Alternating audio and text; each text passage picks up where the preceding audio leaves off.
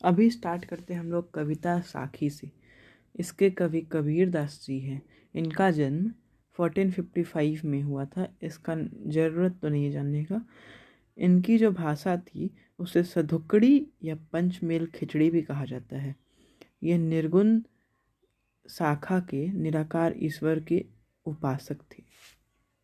अब जो साखी दिया गया है, इन्होंने 3 बुक लिखा था, साखी सबद रामायणी। तो वो साखी हम लोगों को पढ़ना, साखी का भी हम लोगों को कुछ पाठ ही पढ़ना है। तो साखी का सारा स्टैंजा का मतलब समझते हैं। गुरु गोविंद दो खड़े काके लागो पाइया, बलिहारी गुरु आपनो गोविंद दियो बताए। व्याख्या क्या है? हिंदी साहित्य के अनुसार निर्गुणवादी कवि कबीर द्वारा रचित यह दोहे में गुरु एवं भगवान दोनों की तुलना की जा रही है। इस पंक्ति में कबीर दास गुरु के स्थान को ईश्वर से अधिक बड़ा बता रहे हैं। कबीर दास जी कहते हैं कि मेरे सामने मेरे गुरु और भगवान दोनों खड़े हैं और मैं इस उलझन में पड़ा हूँ कि दोनों में से सबसे पहले चरण स्पर्श किसका करूँ। कबीर स्वयं ही इस प्रश्न का उत्तर देते हुए कहते हैं कि मुझे सबसे पहले गुरु ने ही मुझे ईश्वर की अस्तित्व के बारे में बताया।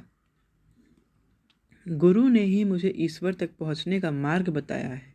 अतः हम गुरु की कृपा से ही हम भगवान तक पहुंचते हैं। इसीलिए गुरु का स्थान ईश्वर से भी ऊंचा है। अब सेकंड पैराग्राफ का मतलब समझते हैं। जब मैं था तब हरि नहीं, अब हरि है मैं नहीं। प्रेम गली अति सांकरी, तामे दो न समाही। उपर्युक्त दोहे में संत कबीर दास जी कहते हैं कि जब मैं था, मैं यानी कि अहंकार, तब हरि नहीं, हरि यानी कि भगवान। जब तक मनुष्य में अहंकार की भावना होती है तब तक उसे ईश्वर की प्राप्ति नहीं हो सकती। ईश्वर का वास वही होता है जहाँ मैं, अहंकार को बताया गया है, नहीं होता। अहंकार और भगवान दोनों एक साथ नहीं रह सकते। कबीर कहते हैं कि प्रेम की गली बहुत संकरी होती है। संकरी यानी कि पतली होती है, अर्थात बहुत ही पतली है। उसमें अहंकार और भगवान दोनों एक साथ नहीं रह सकते। भाव यह है कि जो व्यक्ति अहंकारी है वह भगवान को कभी नहीं पा सकता। अतः भगवान के पाने के लिए अहंकार का त्याग करना आवश्यक है। अब थर्ड लाइन को समझते हैं। ताह पर चढ़ी मुल्ला बाग दे, क्या बहरा हुआ खुदाए। प्रस्तुत दोहे में कबीर दास जी ने अपनी साखियों में प्रचलित रूढ़ियाँ एवं आडंबरों पर गहरी कटाक्ष की है। इस साखी में कवि मुसलमान धर्म के खुदा को याद करने या पुकारने के ढंग पर करारा व्यंग कर रहे हैं। वे कहते हैं कि कंकर पत्थर जो जोड़कर मनुष्य मस्जिद का निर्माण कर लिया है, जिस पर चढ़कर मुल्ला अर्थात मौलवी जोर जोर से चिल्लाकर नमाज अदा करते हैं।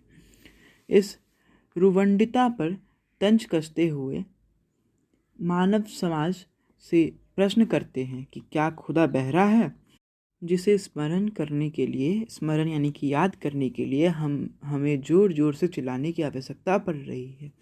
कबीर दास जी कहते हैं कि क्या शांति से एवं मन ही मन में की गई प्रार्थना ईश्वर तक नहीं पहुंचती है। वे इस दोहे में ढोंग, आडंबर तथा पाखंड का विरोध करते हुए नजर आते हैं। उसके बाद का स्टैंजा। पाहन पूजे हरि मिले, तो मैं पूजू पाहर, ताते ये चाकी भली, पीस खाए संसार। उपर्युक्त साखी में संत कबीर दास हिंदुओं की मूर्ति पूजा पर करारा व्यंग करते हुए कहते हैं कि यदि पत्थर पूजने से भगवान मिल जाएं, तो मैं किसी छोटे मोटे पत्थर की पूजा नहीं करूँगा, बल्कि पूरे पहाड़ की पूजा करूँ। कबीर कहते हैं कि पत्थर की बनी उस मूर्ति से तो यह चक्की ही अच्छी है, क्योंकि इसके द्वारा पीसे गए अनाज से लोगों का पेट भरता है। उसके बाद आता है अगला पैराग्राफ। 7 समंदर की मासी करो, लेखनी सब बन राय, सब धरती कागद करो, हरि गुण लिखा ना जाए। कबीर दास जी कहते हैं कि भगवान के गुण अनंत हैं, उनका वर्णन नहीं किया जा सकता। यही भाव व्यक्त करते हुए कबीरदास जी कहते हैं कि भगवान के अनंत गुणों का बखान किसी भी मनुष्य द्वारा नहीं किया जा सकता। कबीरदास जी आगे कहते हैं, इसके लिए यदि सातों समुद्रों को स्याही बनाया जाए, सारे जंगलों के पेड़ों से कलम बनाया जाए और पूरे पृथ्वी जैसी बड़ी पेपर ली जाए, तब भी ईश्वर के गुणों का बखान करना असंभव है। यहाँ से एक प्रश्न उठता है कि कवि ने किस किस चीज़ों को कंपेयर किया ईश्वर के लिए। तो यहाँ पर सबसे पहला, समुद्र को स्याही बनाएंगे, जंगलों को कलम बनाएंगे और पृथ्वी को पेपर बनाएंगे। समुद्र को स्याही, जंगल को पेड़ और पृथ्वी को पेपर, तब भी ईश्वर का गुण का बखान करना असंभव है। अब कुछ शब्द का अर्थ जान लेते हैं। शब्दार्थ प्रथम साखी से।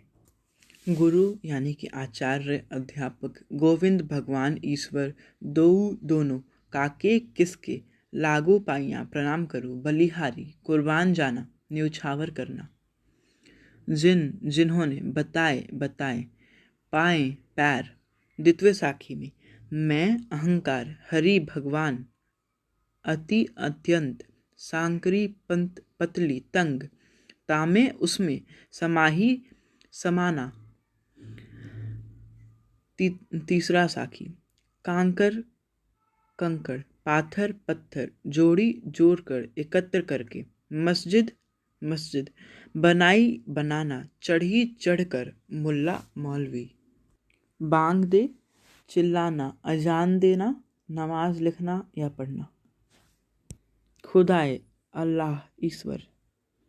उसके बाद का जो साखी है उसका चौथा साखी का पाहन, पत्थर, पूजना, पूजा करना, पाहर, पहाड़, ताते, उससे, चाकी, चक्की, पूजे, पूजा, भली, अच्छी, श्रेष्ठ, पीस, अनाज पीसना, खाए, खाता।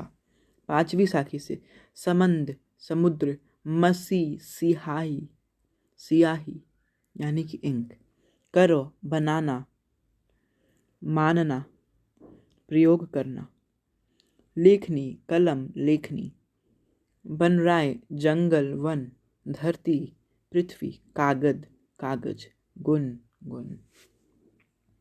इससे कंप्लीट होता है कबीरदास का साखी, जो कि पहला साहित्य सागर का पोयम था, वो कंप्लीट होता है।